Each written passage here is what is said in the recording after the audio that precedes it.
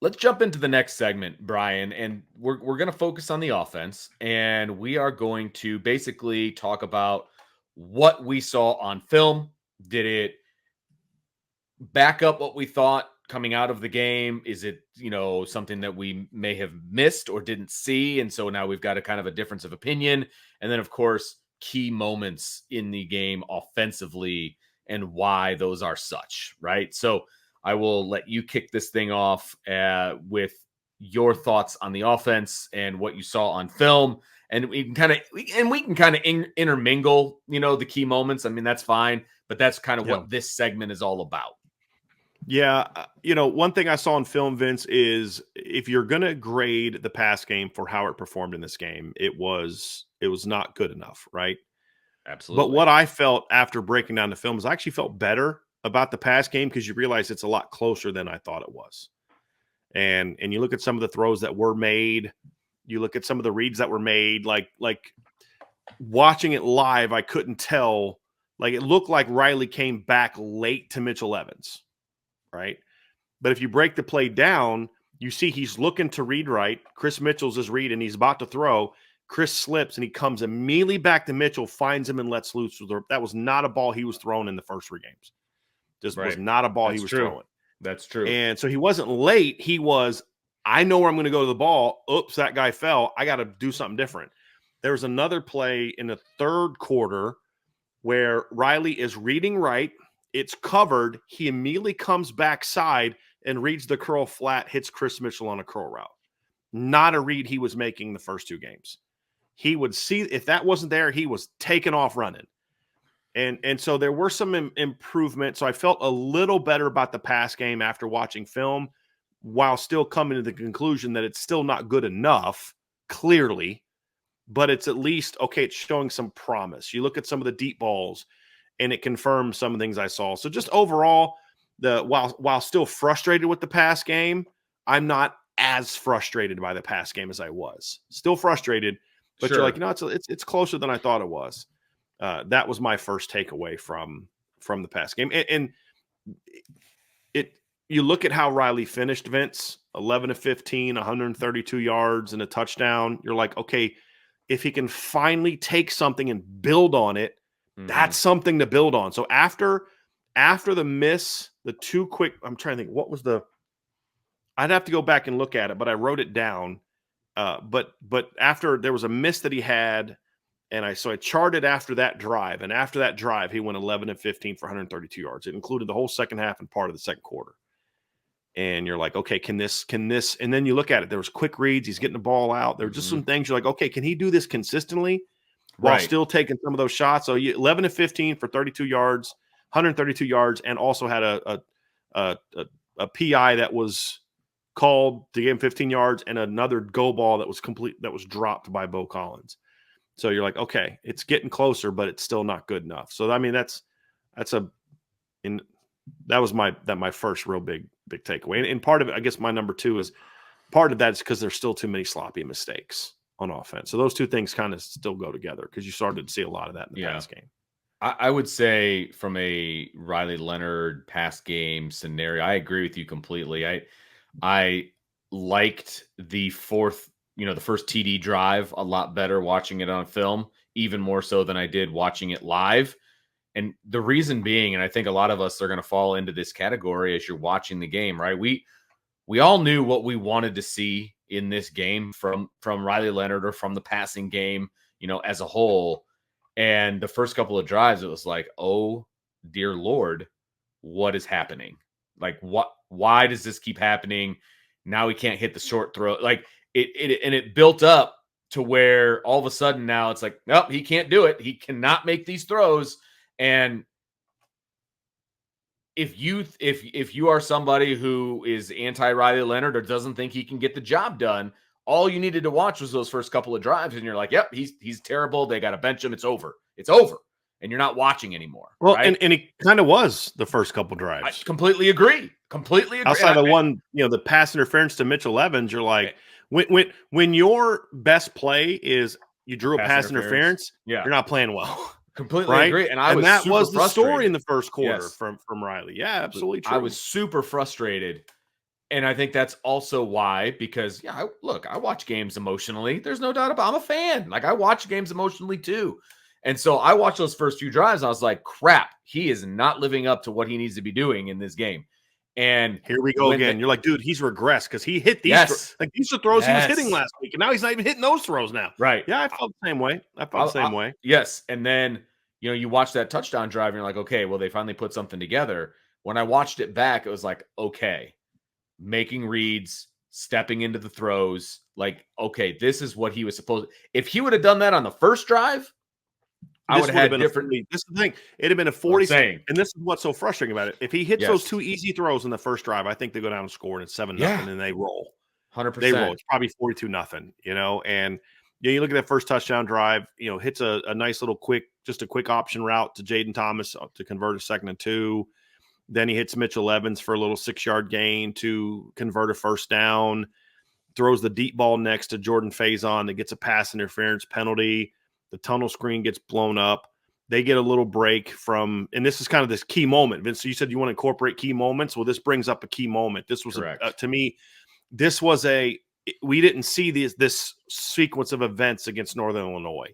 Mm-hmm. We didn't see it. So you get a little bit of a break from the pass, from the face mask. And then on 2nd and 1, he hits just a nice little middle option route to move the chains. He runs for 5 yards. He throws a slant route to Jaden Thomas, which again was frustrating because the ball needed to be behind Jaden because the way that they were defending that, he can't lead Jaden on that. But you don't throw it low and away. You throw it on his back shoulder so Jaden can catch it, and then Jaden can run out to the corner for a touchdown. Because he was already kind of making that cut back to adjust to to obviously. Jaden played that ball perfectly. Yes. Because if Jaden's not anticipating the ball being behind him, because Jaden read the defense perfectly. They're flying out on this RPO. He's going to put that right on my back shoulder. And if Riley throws that accurately, I think Jaden catches it and spins out and goes. I think he's got like one man to beat, and I would, it's him versus the corner to the pylon. Right. That's what I'm saying. So like, I'm cool with that. So yeah, the read was there, but the ball's got to be better. And then of course on the next play, he runs and scores. Now I will say this: my criticism is theirs. He should have handed that ball off to Jadarian Price. But if he does, Jadarian probably scores also. Somebody was scoring on that play. Notre Dame. It's just it worked out that the force player came so far upfield. It was a good move by Riley to kind of put his outside leg in the ground and cut back inside. But that force player came so far up that he just, made him. The fact he had to make that guy miss is why he should have handed the ball. That's what I'm saying, because he was covered. I'm agreeing with you. Agreeing. Yeah. But he made that guy miss. But here's the thing. This is the coaching point. You guys want to know how coaches critique players. You don't say, Riley, way to make a play. You say, hey, great job making a play, Riley. But it doesn't end there. But look, here's the deal. That's your read key. He does this. You gotta hand his ball off because it worked there. But I don't know if you're gonna be able to make the Georgia kids miss like that. Or I don't know if you're gonna make Ashton Gillott miss like that next week. You know what I mean? So you praise him for making a play, but then you critique the read and make sure he understands 24 needs to get the ball right there. Yeah. And then you come out the next series, Vince, and he throws a 2nd and 2 to Mitchell Evans. I thought Riley was expecting Mitchell to run a sticks route there, and Mitchell kept pushing vertically for a hitch. Riley was throwing to the sticks, and you could see he was frustrated by it. Then on 3rd and 2, Riley takes off for a 21-yard gain. 2 plays later, this was one of my key moments. This play right here changed the game. It wasn't the 38-yard touchdown to Bo. It was the 2nd and 10 throw to Chris Mitchell, because Riley needs to drive that. That guy's all over Chris Mitchell. Riley drives it. He actually snaps the ball off, comes backside to Chris, was running a backside dig cut, and he drives it down. And then Chris Mitchell did a great job going down and making that catch. So if he doesn't throw a good ball there, and if Chris doesn't make a good catch there, because it was both, right? Good ball, good catch. You're at 3rd and 10, and they're not giving you the go ball to Bo Collins on the next play. It's now 3rd and 10 at your own 48-yard line. Right? You'd be 3rd and 10 at your own 48. Now, because you threw that really nice ball and Chris made a great catch, it's now 1st and 10 at the 38. Now they're in their first down defense. What did we say? There's going to be chances to make some big plays on their first down defense. You drop back, go ball. Riley reads it. He goes there the whole time. He sees the single high safety. He knows it's Bo versus that dude. Bo beats the guy. Riley throws a perfect ball. Bo did a nice job accelerating too through the look back. Because if Bo slows down at all, that ball's too far. Bo did a really nice job of accelerating through the look back, making that catch and scoring a touchdown. So that was a huge play, Vince, but it was the play before that converted the 2nd and 10 to me that made that happen. And that was part of, I mean, after that sequence of events, the only bad ball that I thought Riley had was that under route to the left that he just threw it way behind Mitchell Evans. Other than that, if you go actually look at Riley in the second half, he was pretty sharp in the second half. And you hope that was something that sparked him, was that sequence of events, those two series. You hope. Yeah, you definitely hope, for sure. Any other key moments for you? I believe we have one more key moment that we want to bring up in this. Well, and that would be there was another takeaway. Well, there was another takeaway that I had after watching film, and that is the left side of the offensive line was actually a little worse than I thought it was. Yeah, I didn't think it was very good watching it live. Right. Anthony Knapp has really struggled in pass pro all year, and I actually think he's getting worse because I think teams have recognized that he's a liability there, and they're going after him with very physical, hard charges, and he's really struggling. Like, he's a really good run blocker, but he's really struggling in pass pro. And I thought Sam Pendleton also they're starting to. This is what Miami did a really good job of. They were running line games on those two young guys. And they didn't know how to handle it. Didn't know how to handle it. I brought this up to you before we started the show, Brian. There was a throw early on in the game, and it was quick game. It was just a step and throw kind of a situation to Riley's left. It ended up getting completed, okay? But the problem was that as soon as Riley caught the ball and he steps over to the left to throw it, the left guard, Sam Pendleton, is already in his face. And the rusher that was rushing against Anthony Knapp had already taken an inside move and was bearing down on Riley Leonard. And so that's why he couldn't even really step into the throw, because as soon as he threw it, he kind of took a step back as well, because there was pressure right in his face. And we're talking quick game here, not like a 3-step drop. It's catch and it's throw. And it was, like I said, it was complete. But he's getting all kinds of pressure from the left side. And therefore, later on in the game, as I'm watching Riley Leonard throw the football, and you mentioned this to me, and I saw it as well, he kind of drifts right an awful lot when he's in the pocket. And so he's drifting right. And No, keep going. This is why I mute myself, Vince, so I don't interrupt. Gotcha. Go ahead. No, you're good. So he's drifting right. And then even when he takes a throw to the left, he's almost like short stepping or even short arming at times, because he'll throw it and then kind of step back a little bit as well. And that can affect your accuracy, and it can also affect the velocity that you put on the football. And so it is clear, whether it is imagined or not, and most of the time it's not, pressure from the left side is affecting the pass game. And it's not good. They got to figure something out in the pass game on the left side. I had a bad offensive line in college as well. And it gets in your head. And you start kind of doing things to prepare. So, like, I would start kind of in shotgun drops, instead of like turning, I would kind of start backpedaling almost, because I had to be able to go either direction. And it gets you some bad habits. And you don't even think about it. It's kind of, I didn't sit there in my dorm room like, okay, listen, now if they do this, actually, I didn't have a dorm. I lived in a townhouse for college students, but that's a different conversation. But it's not like okay, listen, this is what I'm going to do. But it was just more of a reaction to it. Yeah, exactly. And you can, again, that's not why Riley's missing certain throws, right? No, I'm not making that excuse for him out throws because, but I do think it's part of the reason he is rushing his reads a little bit. I do think it's part of the reason he's rushing his reads. I think it's part of the reason he's not always comfortable to step into throws. It's part of the reason he only attempted 2 passes to the left side against Purdue. 2. That's it. And one of them was behind the line of scrimmage. It was you know what I mean, Vince? It was like, that's not good. So you look at it and say, He threw 2 outside to the left. He threw another third one that was on a short screen to oh gosh, man, I'm drawing a blank. It was a Eli screen Raridan. to Love. Okay, Raritan. Eli Raridan. Yeah. So I'm talking about against Purdue.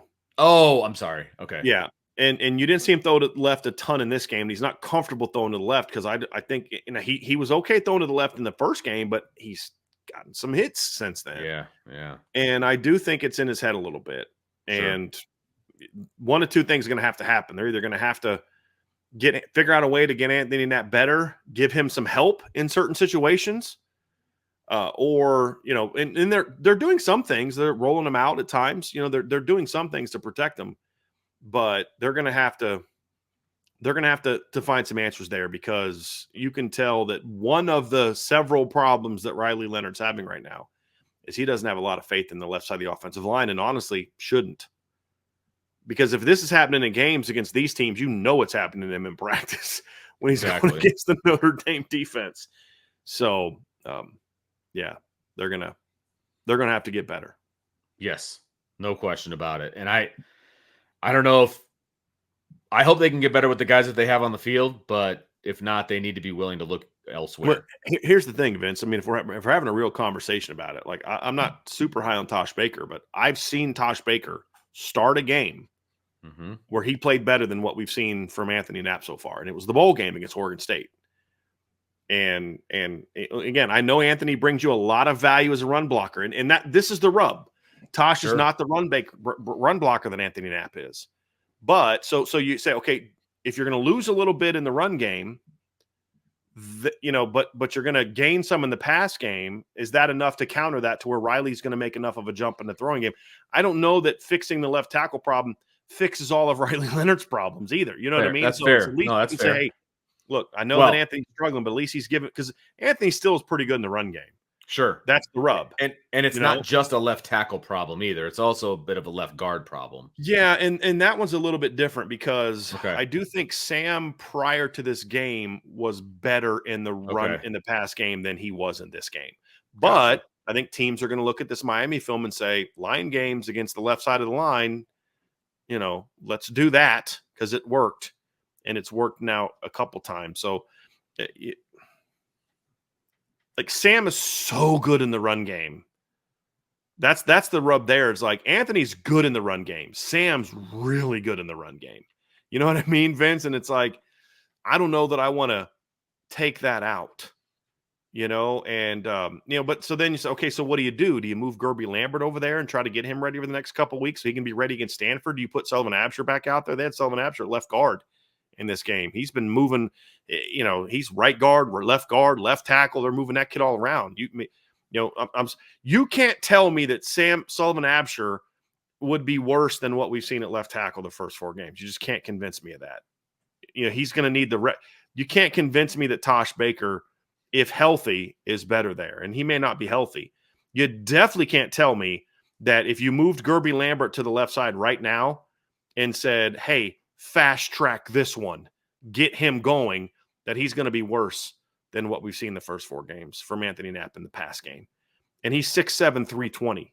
We've seen him block okay there in the run game. So now the other answer is, okay, have Anthony Knapp get better. Like I'm not ready to move on from the quarterback. I'm not ready to move on necessarily from Anthony Knapp, but it's at least with Riley Leonard, he's bringing value to you in other areas that really make this offense what it is when it's good. And I don't know, and I don't think that who you have behind him does that right now.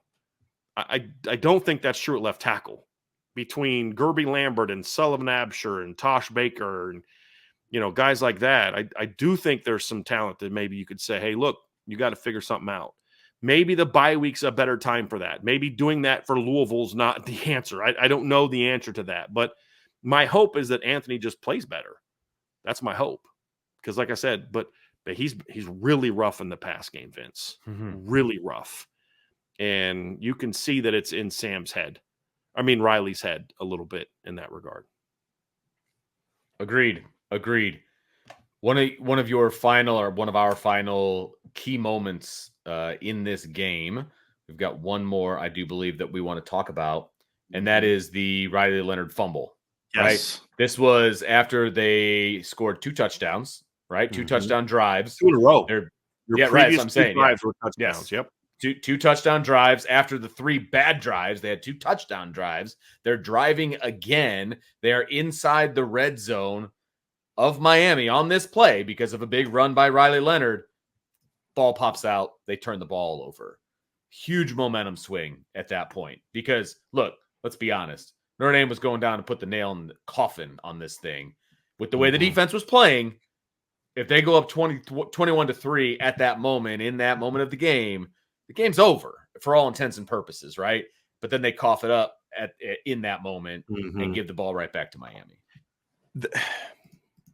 That's the thing, Vince, that you do have to point to if you're going to talk about how dynamic Riley Leonard is in certain parts of the game.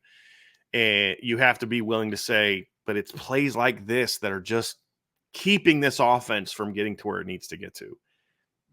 And yes, the guy made a great play, but you're a runner, man. You've got over 1,000 yards in your career. You're creeping up on you've got 1,500 yards, about 1,500 yards rushing now in your career.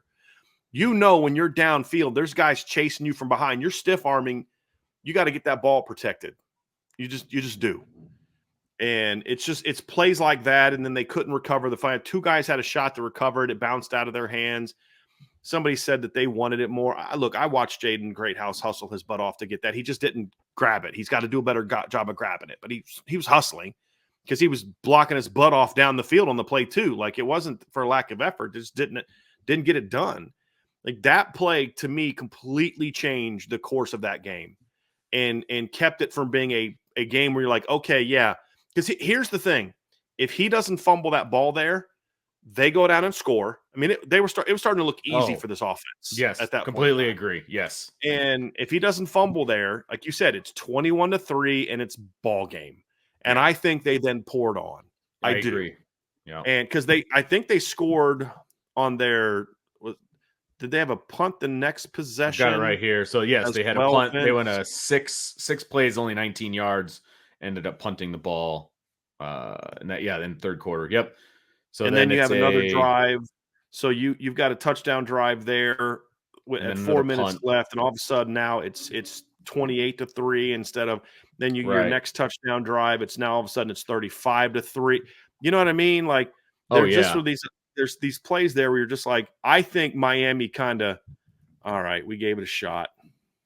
You know what I mean? And so I felt like that play right there, we'd be having a different conversation about this game because you could better look at Riley and say, but if you look at where he was here, and here, boy, this offense started getting rolling. Maybe this is this thing that sparks them. But a play like that is just kind of like, it's just another example of a missed opportunity from this offense, and the quarterback made it. So even though we've talked about, hey, you did some things really well, you have to also be willing to point to those mistakes, because the problem with Riley's mistakes are, hey, quarterbacks miss sometimes. I've watched great quarterbacks miss easy throws. Sure. But the mistakes he's making now are in situations where it's keeping points off the board. Right. And that's, so like you make the first miss to Chris Mitchell. It happens. You can't compound that with another miss on the very next play to an open tight end. You know what I mean? It's like, it's that kind of stuff that he's going to have to clean up. And it's clearly in his head right now, Vince. I mean, that's the thing, is Riley's got to get out of his own head right now and just go play ball. And those type of mistakes can't happen. But I think we're talking about a 42-3 at least game if Riley doesn't fumble that ball. Because it starts piling up at that point. Because how much time was left on the clock when he fumbled that ball? There was 13 minutes left. I mean, they were 3 plays into the half, 4 plays into the half. Let's say they scored another minute and a half. You're now talking, it's an 11-minute mark of the third quarter, and it's 21-3. And Notre Dame scored on 3 straight possessions. Correct. There's a confidence boost that they bury them at that point in time. Yep. And those are the things you can't have those mistakes. You got to clean that stuff up. Agreed. Absolutely agree. Anything else you want to add to the offensive side of the ball from what you learned by watching film? I mean, not from watching film, but you look at the same thing about the Jeremiah Love fumble. Now, fortunately, in that instance, Emil Wagner recovered it. On it. Yeah. And they didn't review it. I because think he part of it fell is they on didn't it. review it because Notre Dame recovered it, but Correct. I completely agree. it still would have been a touchdown anyway. But like that's the little stuff that's happening in this on this offense. It's Jeremiah Love doing it. It's Riley Leonard doing it. It's Bo Collins not making that one play. It's Chris Mitchell needing to be better here with his route. It's Jordan Faison drifting. It's Sam Pendleton and Anthony Knapp not picking up a twist. It's just there's way too many. You're a guy here, you're a guy there, and it's just way too much of that kind of stuff. Where like Jeremiah Love's killing it this year, man. It's like, buddy, but you can't. Those kind of mistakes don't hurt you against Miami of Ohio. They can get you beat in other games, and those are things. And it's not just Jeremiah. It's Riley. It's everybody. You've got to play cleaner football. And I'm not talking about mistakes like where you're so afraid to make a mistake that no, I'm just saying like that's the silly stuff. That's the kind of stuff that drives a coach nuts. Not the, hey, I tried to take a chance on this play and I threw a pick. Like I could live with Riley turning the ball over. He's got one pick this year so far, right? I could live with him having 3 or 4 picks right now if he had, twice as many touchdowns because he's taking more chances throwing the football. I don't know if I can live with 4 picks, but I can live with 3 right now. He takes that shot to Bo Collins on 3rd and 20. Gets picked off. All right, you took your shot. Because you know what? Like maybe it turns into maybe Bo goes up and makes a because like I can't make a play against this guy for a big play if you don't throw me the ball. And that's what I would like to see. That's what I'd like to see. Agreed. That's going to do it for our offensive review. Upon further review of the film and our key moments, make sure you hit that like button, that subscribe button, the notification bell, share with your family and friends, and of course, jump on the boards at boards.irishbreakdown.com for all your breakdown needs. You're only going to find it here at Irish Breakdown. That's for sure.